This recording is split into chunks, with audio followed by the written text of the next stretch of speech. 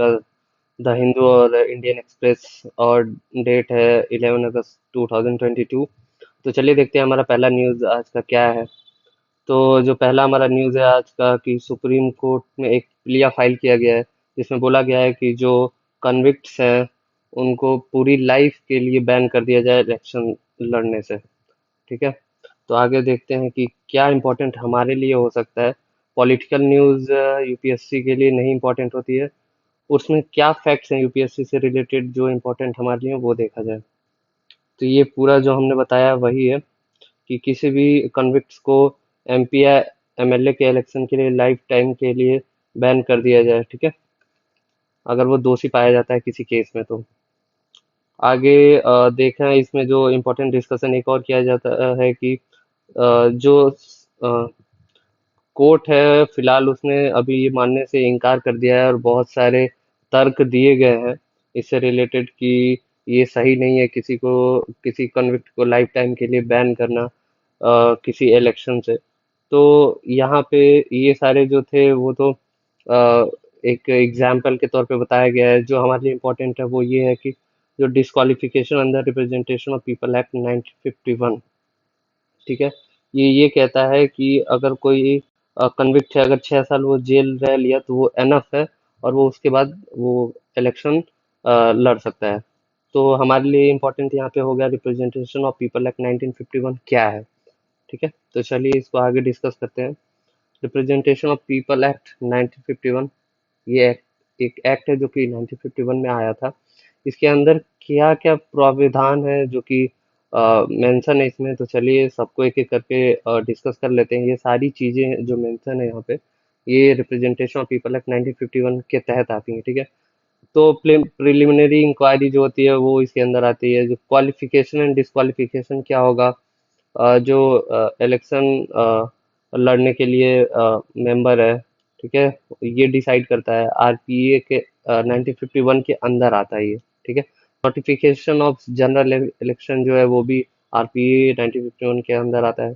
फिर administrative machinery जो होती है, जो इलेक्शन कंडक्ट करवाती हैं, वो भी इसी के तहत काम करती हैं। रजिस्ट्रेशन ऑफ पॉलिटिकल पार्टीज भी होती हैं। Conduct of election, free supply of certain material to candidates of recognised political parties. ठीक है, डिस्प्यूट्स अगर इलेक्शन से रिलेटेड है तो वो भी आरपीए 1951 के अंदर ही डील किया जाएगा। Corrupt practices and electoral offences भी 1951 के अंदर ही डील किया जाएगा। डिस्क्वालिफिकेशन अगर मेंबर का होता है वो भी इसी के अंदर होता है। बाई इलेक्शन होता है वो भी इसी के अंदर आता है। और कुछ ये पॉइंट्स हैं जनरल और मिसलेनियस। बेसिकली यूपीएससी क्वेश्चन ऐसे पूछेगी कि आरपीए 1951 दे देगी और इसमें से कुछ पॉइंट्स दे देगी, और कुछ आरपीए 1950 से दे देगी, और वहां से आपको जो करेक्ट आंसर होगा या करेक्ट पॉइंट्स होंगे उस पर टिक लगाना होता है। तो ये सारे जितने पॉइंट दिए हैं आपको याद रखना होता है कि आरपीए आरपीए दो होते हैं, आरपीए 1950 और आरपीए 1951। तो आरपीए 1951 ये, तो आपको जितने पॉइंट्स हैं ये सारे याद रखने हैं।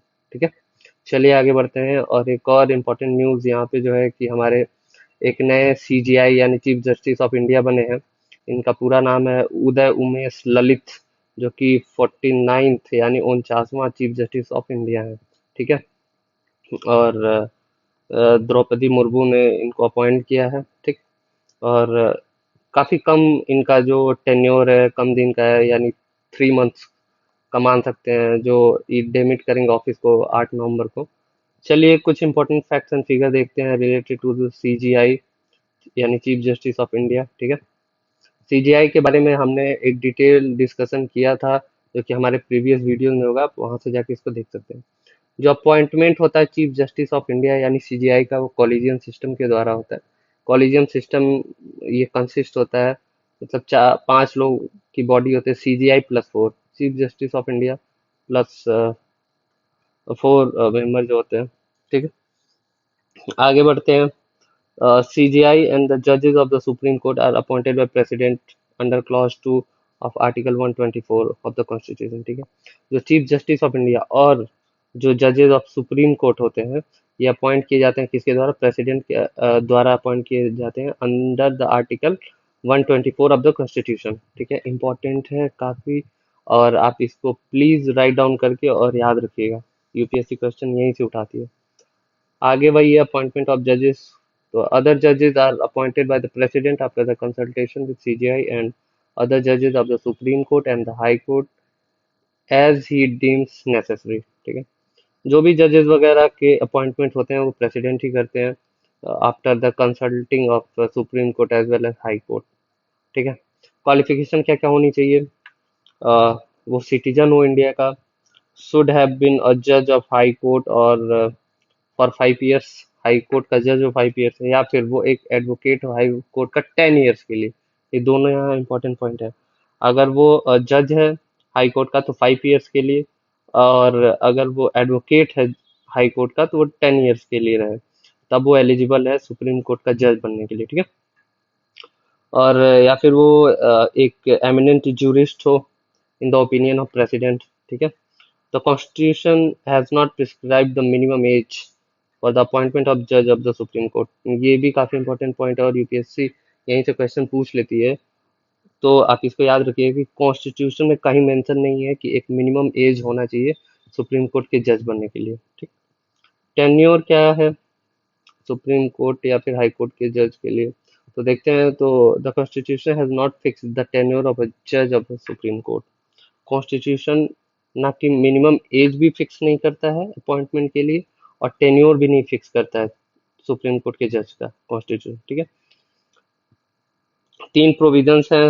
ये 65 साल तक अपना जो है वो ऑफिस होल्ड कर सकते हैं। Any question regarding the age determined by the authority approved by the parliament. ठीक है, अगर कोई क्वेश्चंस राइज होते हैं तो पार्लियामेंट के द्वारा जो कमिटी बनाई जाएगी वो देखेगा। ये रिजाइन करेंगे तो अपना जो रेजिग्नेशन लेटर होता है प्रेसिडेंट को देते हैं। ये ऑफिस से हटाए जा सकते हैं on the recommendation of the parliament, but proved misbehaviour और इनकैपेसिटी की बेसिस पे। वही आगे मैंने पूरा अच्छे से डिस्कस किया, रिमूवल ऑफ जजेस कैसे होता है। The judge of the Supreme Court can be removed from the office and order of the president. ठीक है, the president can issue the removal order only after the address by parliament has been presented in the same session of such removal। ठीक है, the address must be supported by the special majority। ये काफी important point यहाँ हो जाता है कि जो रिमूवल होगा जज ऑफ सुप्रीम कोर्ट, वो स्पेशल मेजॉरिटी के तहत होनी चाहिए। ठीक है, अगर स्पेशल मेजोरिटी से पास होता है ईच हाउस ऑफ पार्लियामेंट में, तभी जज रिमूव हो जाएगा। और ग्राउंड क्या होता है? प्रूवन मिसबिहेवियर और इनकैपेसिटी। ये सारे इंपॉर्टेंट पॉइंट हैं यहाँ पे। स्पेशल मेजोरिटी से दोनों हाउस में पास होना चाहिए और प्रूवन मिसबिहेवियर और इनकैपेसिटी होनी चाहिए। ठीक है, और एक लास्ट पॉइंट है कि कोई भी जज सुप्रीम कोर्ट का अब तक इम्पीच नहीं हुआ है। हालांकि बहुत सारे केसेस ऐसे आए हैं जिनमें ये बात हुई है इम्पीच होने का, लेकिन लास्ट में जाके वो बात गलत साबित हुआ है। ये सारे एग्जाम्पल दिए गए हैं, इसलिए ये अभी तक ऐसा नहीं हुआ कि कोई भी जज जो है इम्पीच हुआ है। ठीक है, सुप्रीम कोर्ट का सैलरी और अलाउंसेस अगर देखा जाए सुप्रीम कोर्ट के जज के, तो अ, ये सारे डिसाइड किए जाते हैं पार्लियामेंट के द्वारा time to time. Acting CGI जो है अगर एब्सेंट है तो प्रेसिडेंट जो जज है उनको एक्टिंग सीजीआई बना सकता है। क्या क्या ग्राउंड होंगे? तो ऑफिस ऑफ सीजीआई अगर वैकेंट है तो किसी जज को सीजीआई बना देंगे प्रेसिडेंट। अगर वो सीजीआई जो है टेम्परली एब्सेंट है, या फिर वो अनेबल है अपनी ड्यूटी परफॉर्म करने के लिए, तो प्रेसिडेंट किसी एक जज को सीजीआई बना सकते हैं टेम्पररी पीरियड के लिए। ओके, चलिए देखते हैं लास्ट हमारा जो सॉरी लास्ट नहीं, अगला जो हमारा न्यूज़ है इसमें दिया है कि इलेक्शन कमीशन ऑफ इंडिया ने ये बोला है कि जो आधार कार्ड है उसको वोटर आईडी से लिंक करना है। तो ये क्यों बोला है? ये इसलिए बोला है कि जो प्रॉक्सी वोटिंग होती है या फिर फॉल्स वोटिंग डाली जाती है उनसे प्रोटेक्ट करने के लिए। तो हमारे लिए इंपॉर्टेंट दो चीज़ें होती हैं, एक तो इलेक्शन कमीशन ऑफ इंडिया, दूसरा होता है आधार कार्ड क्या है। ठीक है, यूपीएससी ऑलरेडी क्वेश्चन पूछ चुकी है।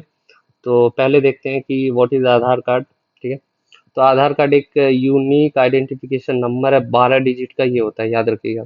12 डिजिट का एक यूनिक आइडेंटिफिकेशन नंबर है जो कि इशू किया जाता है citizen of the country by the government of India. ठीक है, ये एक आइडेंटिफिकेशन प्रूफ है। ठीक, याद रखिएगा कि जो एक तो 12 डिजिट का होता है, दूसरा ये government of India as a identification proof इसको अलाउ करती है, ठीक। और इसको इशू कौन करता है? UIDAI जो है वो इसको एक मैनेजिंग और इशूइंग बॉडी है। जो आधार कार्ड है उसको इशू UIDAI करता है, ठीक है। चलिए आगे बढ़ते हैं। तो इलेक्शन कमीशन ऑफ इंडिया आ गया, इसको थोड़ा देख लेते हैं क्योंकि इन्होंने ही बोला है लिंक करने के लिए। तो चलिए आगे बढ़ते हैं और इलेक्शन कमीशन ऑफ इंडिया को अच्छे से एक बार देख लेते हैं डिटेल में कि क्या है इससे रिलेटेड इंपॉर्टेंट पॉइंट जो कि एग्जाम में हमारे काम आने वाले हैं। तो इलेक्शन कमीशन ऑफ एक इंडिया एक ऑटोनॉमस और कॉन्स्टिट्यूशनल अथॉरिटी है, दोनों इंपॉर्टेंट हो जाता है। एक ऑटोनॉमस और कॉन्स्टिट्यूशनल बॉडी या अथॉरिटी कह सकते हैं, ठीक है, जो कि इलेक्शन कंडक्ट करवाता है यूनियन और स्टेट गवर्नमेंट के, ठीक है।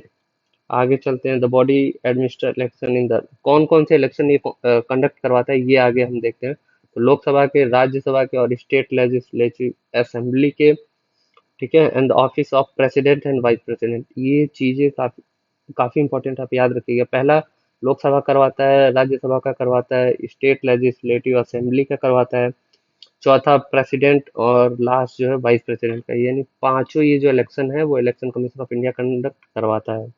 काफी इंपॉर्टेंट पॉइंट है, आप इनको जरूर याद रखिएगा। रिलेटेड कॉन्स्टिट्यूशनल प्रोविजन क्या है इलेक्शन कमीशन से? तो जो ये इलेक्शन कमीशन फॉल करता है वो शेड्यूल पार्ट 15 में फॉल करता है इंडियन कॉन्स्टिट्यूशन के। ये डील करता है इलेक्शन से और and establish commission of these matters, ठीक। यहाँ पे इम्पोर्टेंट क्या है और याद रखने वाली बात है कि ये पार्ट 15 में फॉल करता है, ठीक। आगे चलते हैं। तो इलेक्शन कमीशन जो इस्टेब्लिश हुआ था वो 25 जैन 1950 यानी 25 जनवरी 1950 को इलेक्शन कमीशन को इस्टेब्लिश किया गया था। Article 324 to 329 of the constitution deal with the power, function, tenure, eligibility etcetera of the commission and the member. जो इनके मेंबर हैं, इनसे रिलेटेड जो आर्टिकल है वो 324 से 329 के अंदर फॉल करते हैं। इसमें इनके सारे पावर्स, फंक्शन, टेन्योर, एलिजिबिलिटी सारे कुछ डिस्कस किए गए हैं, ठीक है। Originally, the commission had only one election commissioner, but later Election Commissioner Amendment Act 1989 के बाद ये एक मल्टी मेंबर बन गया था। ओरिजिनली ये मल्टी मेंबर बॉडी नहीं है, ये एक वन इलेक्शन कमिश्नर इसको हेड करता था। और उसके बाद इलेक्शन कमिश्नर अमेंडमेंट एक्ट 1989 में हुआ, उसके बाद ये मल्टी मेंबर बॉडी बन गया। याद रखिएगा, इससे भी रिलेटेड क्वेश्चन बनते हैं कि एक मल्टी मेंबर बॉडी है या नहीं, ठीक है। ये सारे इंपॉर्टेंट पॉइंट ही मैंने यहाँ पे रखे हैं कि डायरेक्ट आप इनको याद रखिए, ठीक है। जो इलेक्शन कमीशन है वो कंसिस्ट करता है one chief election commissioner and two election commissioner, ठीक है। एक चीफ इलेक्शन कमिश्नर होगा और टू इलेक्शन कमिश्नर और होंगे, ठीक। The president of India appointed the chief election commissioner and other election commissioner as well. जो इसका सेक्रेटेरिएट या फिर हेडक्वार्टर आप कह सकते हैं न्यू दिल्ली में है। टेन्योर इनका 6 ईयर का होता है और up to age of 65 which is earlier, okay. They enjoy the same status and receive salary and perks as well as to the judges of the Supreme Court of India। मतलब जो salary और pox होता है इनका वो same होता है जो कि सुप्रीम कोर्ट ऑफ इंडिया का होता है। Removal on the basis of proven misbehaviour and capacity which is similar to the supreme court of India as well, okay. तो जो हमारा एक न्यू यहाँ पे न्यूज आया है कि चाइना में एक नया वायरस डिटेक्ट हुआ है, ठीक है, जिसका नाम है लांगिया, ठीक। एक न्यू जोनोटिक वायरस जो कि चाइना का काम ही है, ठीक है, नए नए वायरस की खोज करना, ठीक, और उसे फिर वर्ल्ड को परेशान करना, ठीक है। तो एक नया वायरस है जिसका नाम है लांगिया। तो चलिए इसके बारे में डिटेल में डिस्कस करते हैं। पहले आप देख लीजिए लांगिया कहाँ से ओरिजिनेट, ये लोग बताए। ये एक श्रीव नाम का एनिमल है जो कि बताया जा रहा है कि इसी से ये ओरिजिन है इसका। तो देखते हैं एक न्यू जोनेटिक वायरस लांगिया, सॉरी प्रोनाउंस करना है, इनका नेम इतना डिफिकल्ट होता है, ठीक है। तो आप देख लीजिए, और न्यू जोनेटिक वायरस है। पहली बात तो लांगिया क्या है, एक जोनेटिक वायरस है, ठीक है। जो कि डिस्कवर किया गया ईस्टर्न प्रोविंस में, चाइना के, ठीक। ये फॉल करता है हेनिपा वायरस के ग्रुप में, ठीक है। इसको कहा जाएगा लांगिया हेनिपा वायरस और LAYV, ठीक है। ये henipa virus is classified as biosafety level 4 pathogens, ठीक है। इससे क्या क्या हो सकता है कि सीवियर इलनेस, फटीग, कफ और ये सारे प्रॉब्लम्स हो सकती हैं। इसके लिए कोई लाइसेंस ड्रग या वैक्सीन अभी तक डेवलप नहीं है, ठीक। आगे बढ़ते हैं, थोड़ा देखते हैं। तो ये इसका ओरिजिन कहाँ पे था, तो चाइना के सैनडोंग एंड हेनान प्रोविंस में ये पाया गया। और यहाँ थोड़े देखते हैं इंपॉर्टेंट पॉइंट। तो वही है, क्या प्रॉब्लम्स होती हैं इससे, तो fatigue, fever, cough and nausea, इस तरीके की प्रॉब्लम्स हो सकती हैं। और कुछ यहाँ पे है कि fall in the white blood count, ठीक है। तो वाइट ब्लड सेल्स जो है उनका थोड़ा काउंट कम हो जा रहा है। एक न्यू वायरस है जो कि बताया जा रहा है कि ये एनिमल्स टू ह्यूमन में ट्रांसफर होता है, इसीलिए इसको जूनोटिक बोला गया है, ठीक है। एक RNA वायरस है, ये काफी इंपॉर्टेंट पॉइंट बन जाता है कि कौन सा वायरस है, तो एक RNA वायरस है। इसका सीरो सर्वे जब हुआ तो इससे ये पता चला है कि अभी ये ह्यूमन टू ह्यूमन ट्रांसमिशन नहीं कर रहा है, इतने फैक्ट्स अभी नहीं है कि ये बताया जा सके कि ह्यूमन टू ह्यूमन ट्रांसफर हो रहा है। और दूसरा, इसका ओरिजिन यहाँ से पता चला है कि श्रीव टाइप का कोई वाइल्ड एनिमल्स है, वहीं से इनको डिटेक्ट किया गया, ठीक है। तो ये पूरा इंफॉर्मेशन हो गया लांगिया वायरस से रिलेटेड। तो दो तीन चीज़ इंपॉर्टेंट है। पहला तो ये जूनोटिक वायरस है, दूसरा चाइना के प्रोविंस हेनान और शैनडोंग से ओरिजिन हुआ है, तीसरा जो सिरिउ है वहां से, और चौथा जो है ये एक RNA वायरस है। चलिए आगे बढ़ते हैं। तो एक है यहाँ पे बेसिकली एक न्यूज़ है कि कोर्ट ने CBI को री इन्वेस्टिगेट करने को बोला है। एक सेंसेशनल केस थी जिसमें दो सिस्टर्स की डेथ हो गई थी, ठीक है। तो हमारे लिए इम्पोर्टेंट यहाँ पे क्या होता है कि पॉक्सो क्या है, ठीक। ये काफी इम्पोर्टेंट बन जाता है हमारे लिए। तो चलिए इसको एक डिटेल में डिस्कस कर लेते हैं। तो पॉक्सो का मतलब होता है कि protection of child from sexual offence act.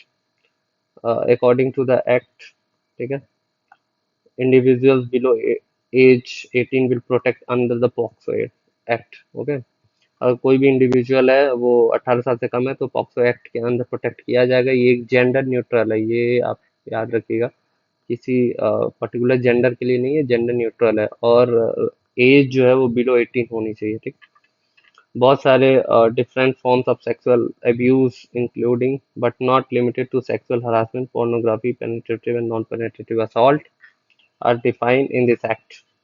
Implement कब हुआ गया था, किया गया था, तो 2012 में, यानी 2012 जून। और किस मिनिस्ट्री के अंडर फॉल करता है, तो ministry of women and child development, ये इंपॉर्टेंट बन जाता है। तो ये सारी information related to the POCSO act, तो आप इनको याद रख सकते हैं। और ये था आज का हमारा पूरा discussion. Thank you for watching this video. Please subscribe.